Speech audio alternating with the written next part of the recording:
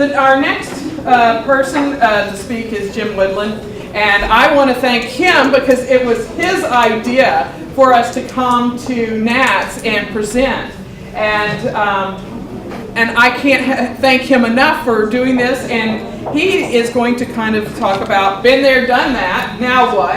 I think that would be a great way to, we're hoping, and if you're wondering where Karen is, she had gone back to her hotel, and we're hoping she'll be back so that she can come and speak with us.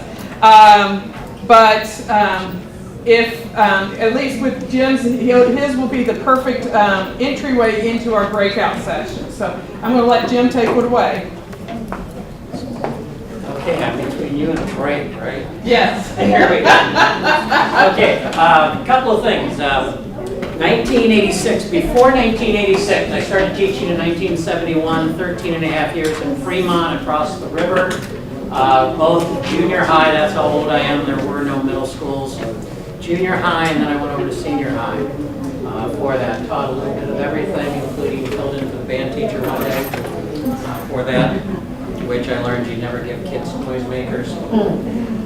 For those. After 13 and a half years, I had the opportunity to go to the University of Nebraska as an instructor, spent 3 years working with student teachers in science education, and the state job opened up, and I followed Don Woodburn. Thinking, oh, this will be a good job, I'll finish up my PhD, and who knows where I'll go from there. And I got the letter from the university after 6 years saying, are you going to graduate or not? And I'm like, Elizabeth, I said no.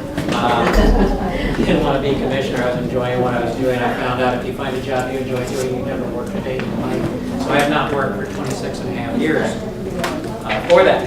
A couple of things going on in the nation back in 1986 to give you an idea of what was happening. In history, the Challenger exploded, Chernobyl exploded, mad cow disease was found for the first time in England. On the bright side, we had the Internet Mail Access Protocol initiated for that, which led to all sorts of online shopping, and the Genome Project started going for that. Average inflation was 1.9%. The average income was $22,400. The new house was $80,300, which, if you're only supposed to spend 3 times your income, should have been a harbinger for what was going to happen to the housing market. For that, new car was $92.5, and a gallon of gas was 89 cents.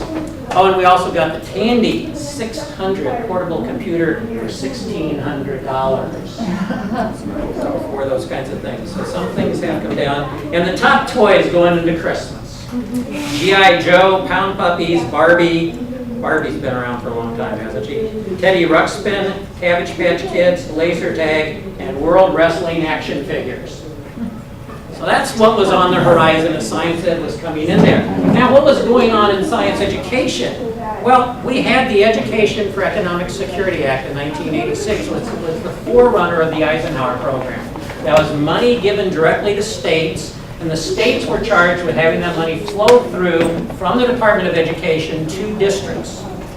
And we got to keep 10% of the money, 5% for administration and 5% to do state-level projects. And we did such things as the Cadre Project, SMILE, some of you might remember, Science, Math, Integrated Language Experiences.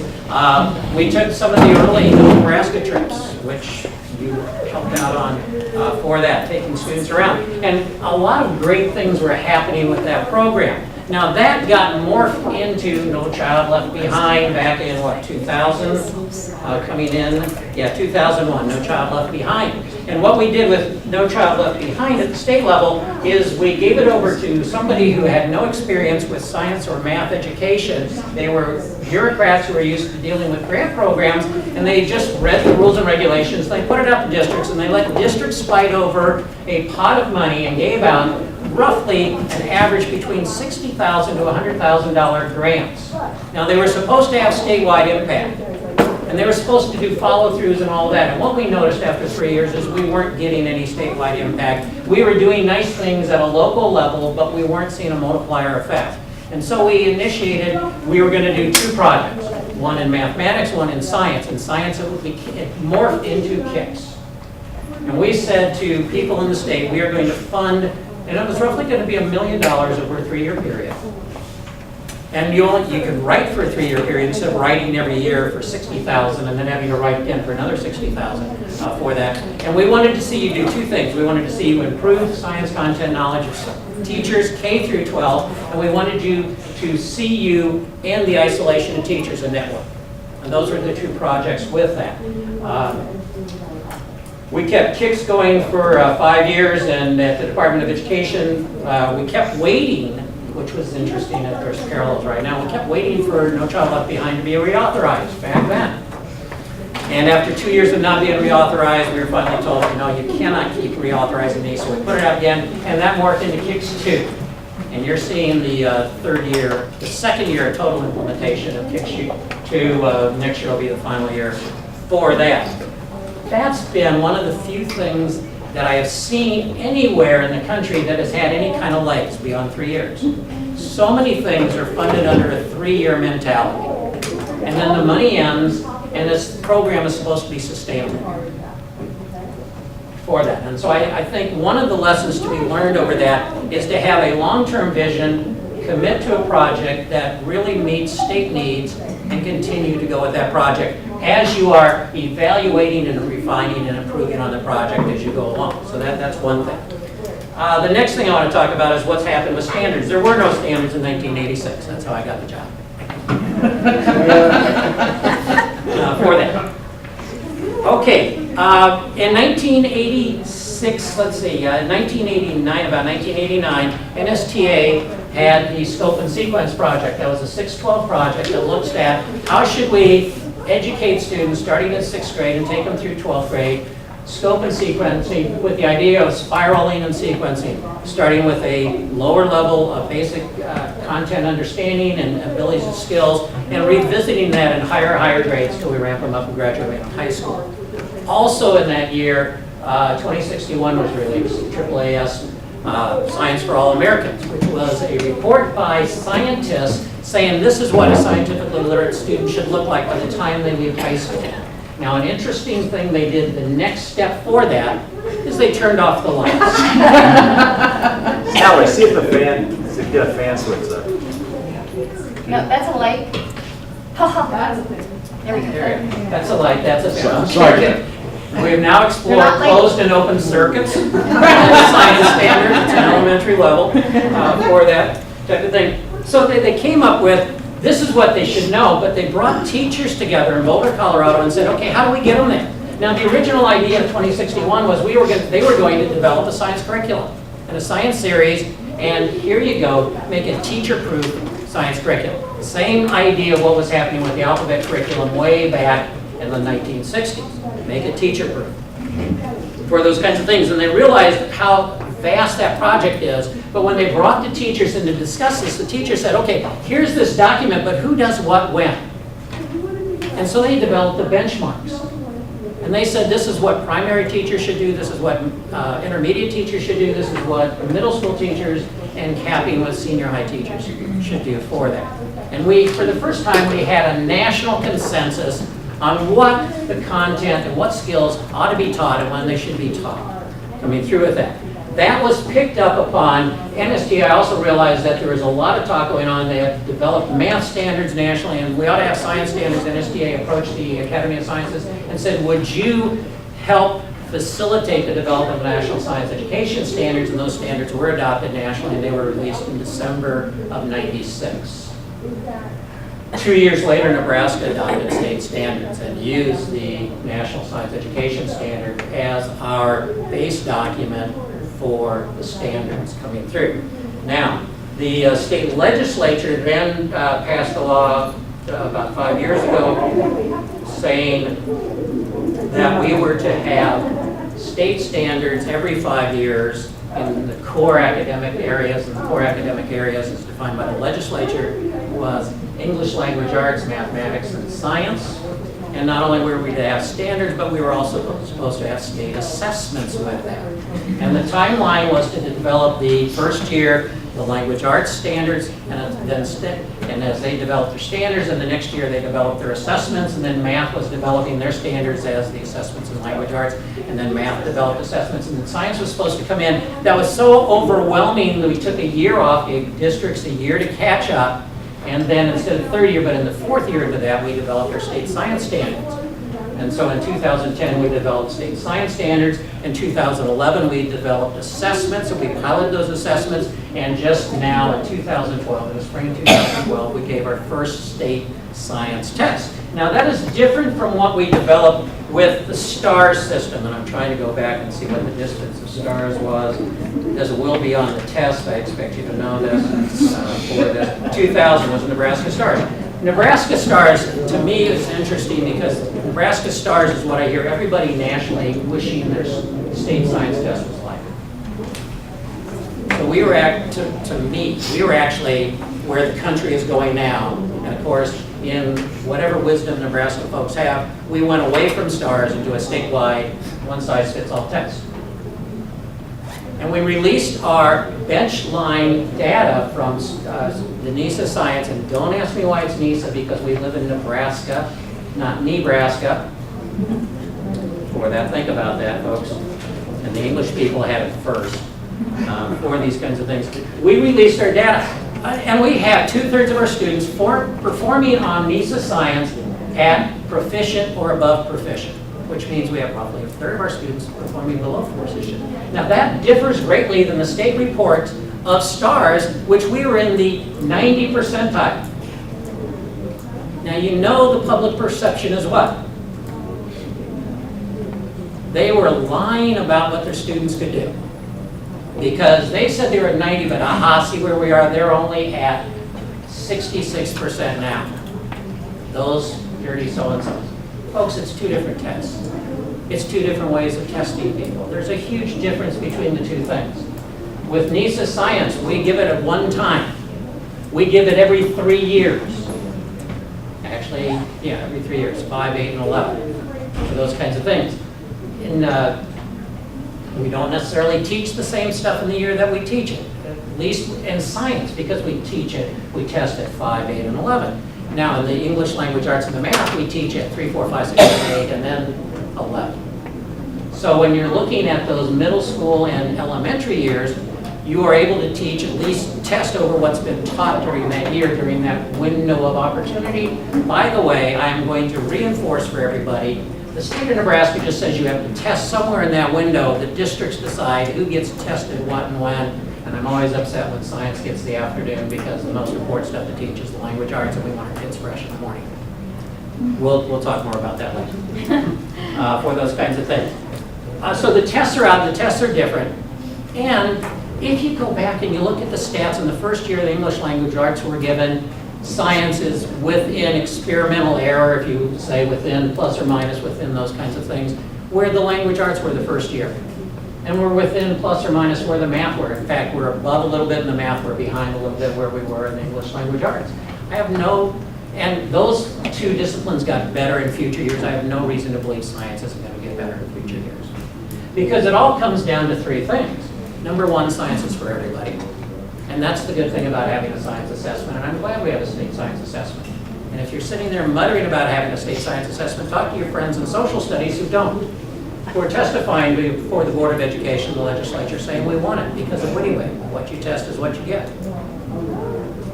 For the first time in Nebraska, districts had to face up to the fact that if you were one of those districts who told your elementary teacher, don't worry about science because we don't test it, and all of a sudden it got tested.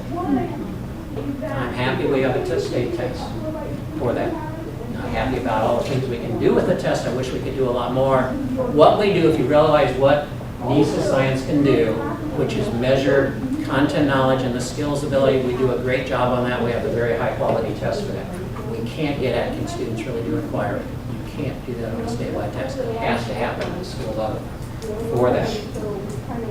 So that's what's been going on in testing as the years come by. And so I'm happy to see that testing still in there. I hope to see testing continue. I hope what we really need is teachers need to realize the limitations of what the state test can do. School boards and administrators and the public needs to realize the pluses and the minuses of what the statewide test can be. And they need to start demanding that teachers start assessing at the classroom level, at the point of instruction, on the things that can't be done on the other tests for that.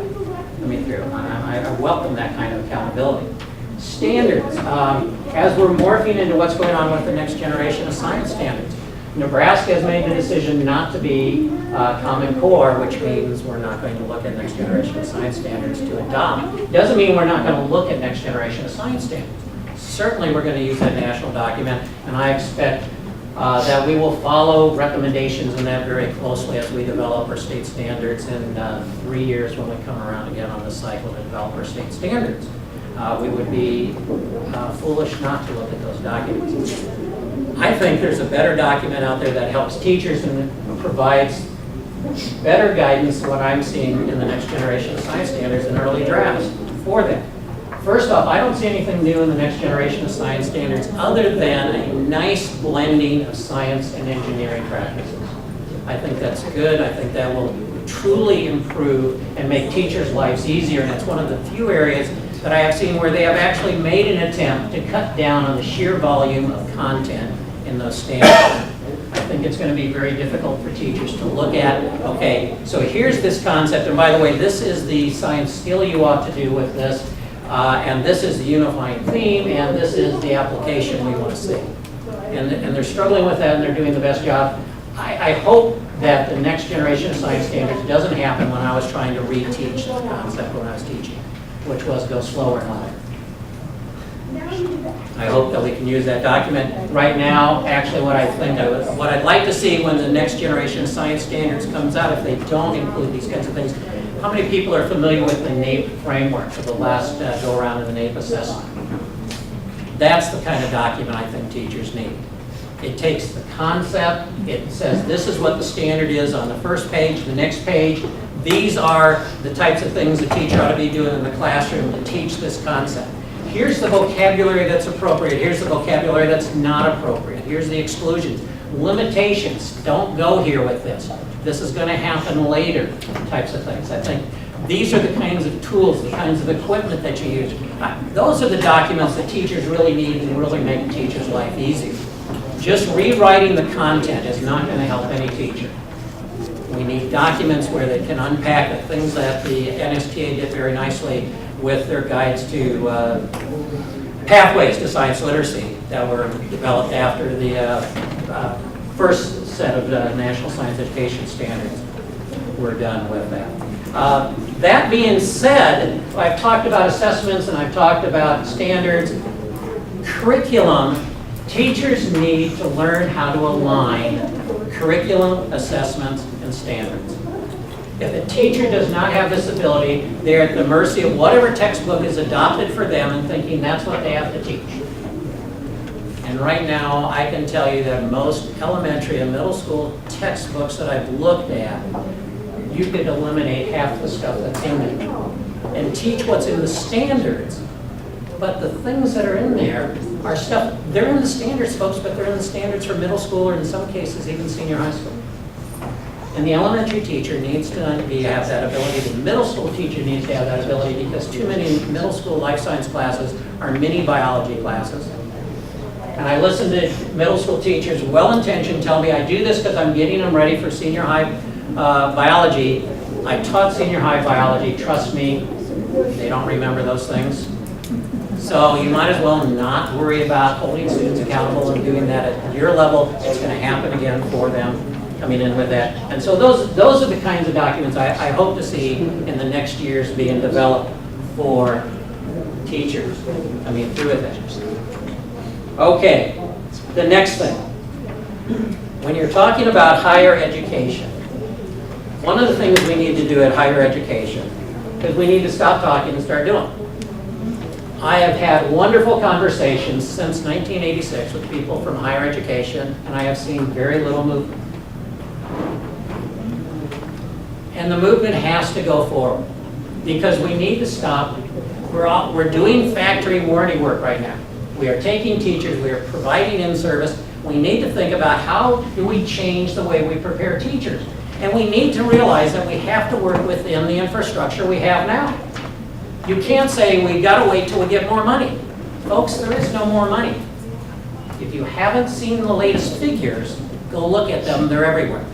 I think at the Republican convention they had a clock running in the corner for those kinds of things. So you have to realize there isn't more money. You're not going to end the traditional school year and school day in the next 5 years. So you can't say, until we do this, we gotta wait. If you keep saying that, we'll be here again in 26 years. Well, you will, I won't. Judging by family history, genetics, and all those kinds of things.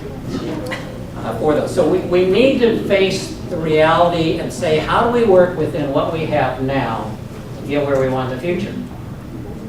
The good thing about Nebraska is we have people that are willing to sit down or work. We are people of goodwill. I don't know anybody who gets up in the morning and says, I'm just going to stake out my piece of turf and I'm going to wait till I get mine. And I think we want to go forward and do that. We need to start getting, how do we sit together, talk. The benefits that we've had through this networking have increased greatly. I think you can see it in our NATS organization. I remember back in 1979, my first year at NATS, there were 39 of us at Camp Calvin, or at Camp Marianna out across on the interstate by North Platte. And it's grown into this annual meeting. And I thank Krista to being open to the suggestion, let's tie into things that are already happening in the state. There's no reason to have people fighting among themselves for turf. There's organizations out there, there are people of goodwill, and we need to figure out, all of us, how do we fit in the picture and how do we make it look better. So I thank you for your patience and listening to an old guy who's sat around for 26 years at the State Department, who's here to help you. I'll tell you what he thinks.